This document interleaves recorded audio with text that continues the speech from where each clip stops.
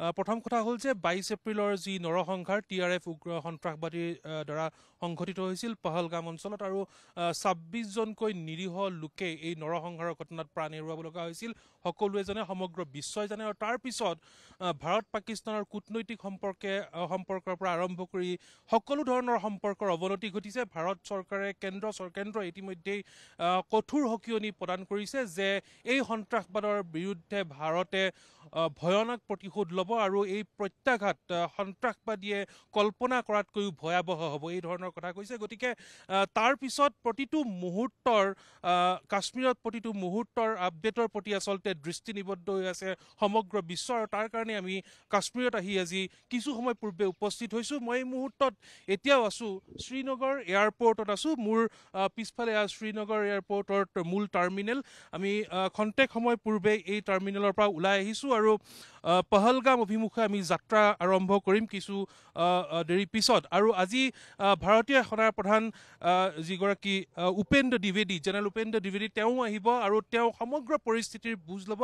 ইতিমধ্যে আপোনালোকে জানে যে ভাৰতে এই ভাৰতে এই সন্ত্ৰাসবাদী আক্ৰমণৰ প্ৰতিশোধকল্পে কি ধৰণৰ ব্যৱস্থা গ্ৰহণ কৰিব তাৰ প্ৰতি সমগ্ৰ দেশবাসীৰ দৃষ্টি নিবদ্ধ হৈ আছে। সকলোৱে আচলতে এই মুহূৰ্তত প্ৰতিশোধ বিচাৰিছে যে এই ধৰণে বাৰম্বাৰ যিহেতু পাক সমৰ্থিত সন্ত্ৰাসবাদীয়ে ভাৰতত সোমাই আক্ৰমণ কৰি গৈ আছে, গতিকে এইবাৰ যিটো প্ৰতিশোধ হ'ব বা এইবাৰ যিটো প্ৰত্যাঘাত হ'ব সেয়া ভয়ানক হ'ব লাগে।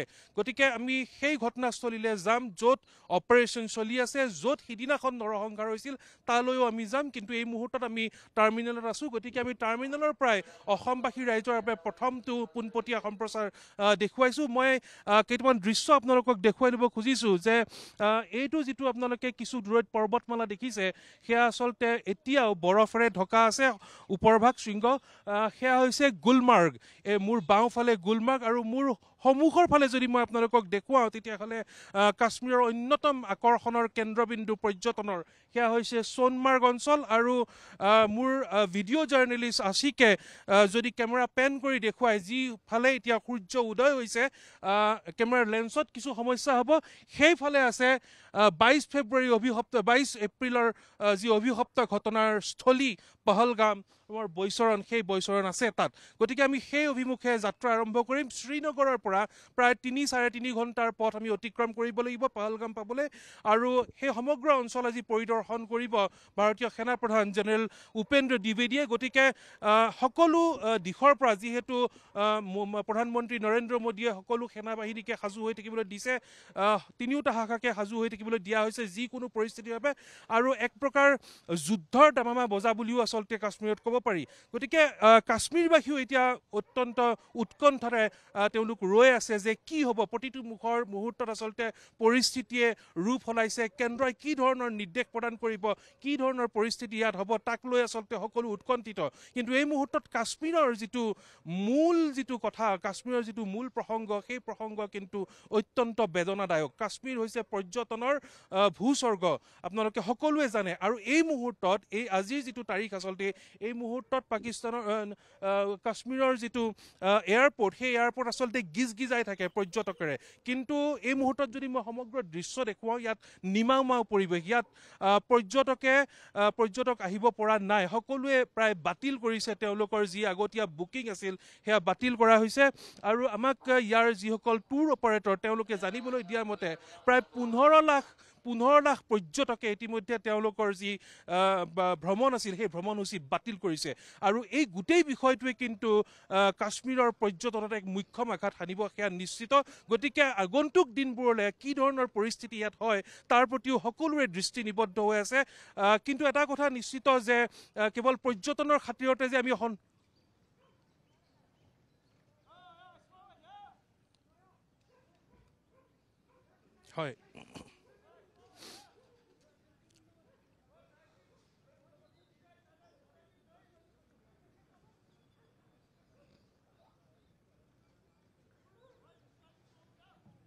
চাওক কৃষ্ণা, মই এতিয়ালৈকে এয়াৰপৰ্টত আছোঁ। মই কৈছোঁ আপোনাক, এতিয়ালৈকে মই এয়াৰপৰ্টতে আছোঁ।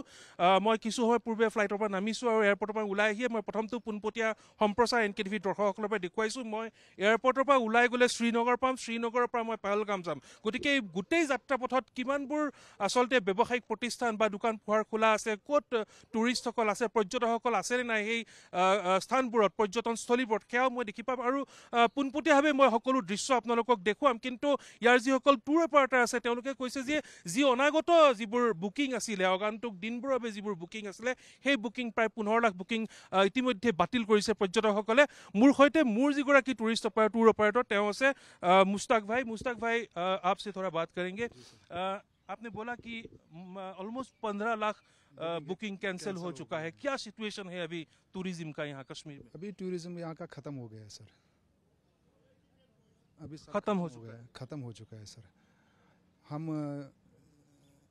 देखो सर, हमारा सब कुछ टूरिज्म पे ही चल रहा था। यहाँ पे अच्छे से हम अपना रोजी रोटी कमा रहे थे।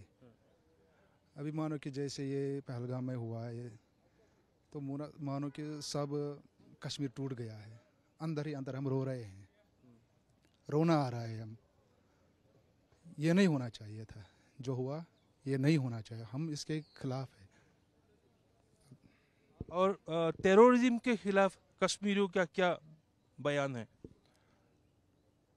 टेररिज्म वैसे जो आतंकवाद हुआ, आतंकवाद का घटना हुआ, अभी सरकार के टेररिज्म यहाँ पे ख़त्म हो गया है।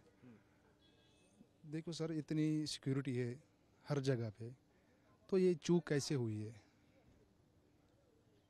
जो यहाँ की फोर्सेस है, आर्मी है, उनसे ये चूक कैसे हो गई है सर? ये मसला है।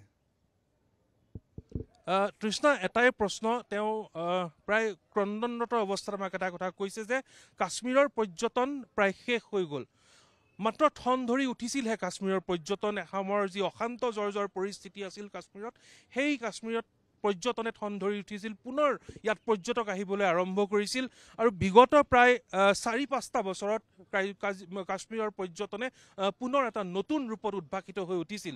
কিন্তু 22 এপ্ৰিলৰ পহলগামৰ যিটো নৰসংহাৰ, য'ত 26জনকৈ নিৰীহ লোকে প্ৰাণ হেৰুৱাইছিল, তাৰ পিছত আজি কাশ্মীৰৰ পৰ্যটন প্ৰায় শেষ হৈ গ'ল।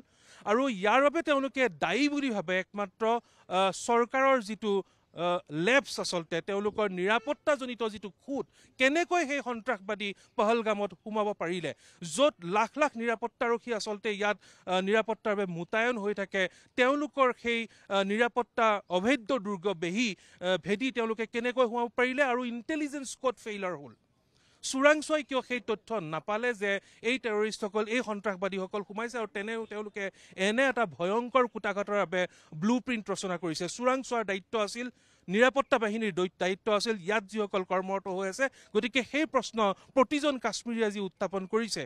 আৰু তেওঁলোকৰ এই বিষয়টোক লৈ তেওঁলোকে সন্ত্ৰাসবাদৰ সৈতে কোনো ধৰণে আপোচ কৰিব বিচৰা নাই। সন্ত্ৰাসবাদৰ বিৰুদ্ধে তেওঁলোকে কঠোৰৰ পৰা কঠোৰতম স্থিতি কেন্দ্ৰীয় চৰকাৰৰ তৰফৰ পৰা বিচাৰে। কিন্তু তেওঁলোকৰ কথা হ'ল যে ইমান বছৰে যে ইয়াত এই নিৰাপত্তা বাহিনীৰ লোকসকল নিয়োজিত হৈ আছিল, চোৰাংচোৱা অনবৰত ইয়াত সক্ৰিয় হৈ আছিল, তেওঁলোকে কিয় আগতীয়াকৈ সেই খবৰ নাপালে, তেওঁলোকে এই আক্ৰমণ কিয় ৰোধ কৰিব নোৱাৰিলে?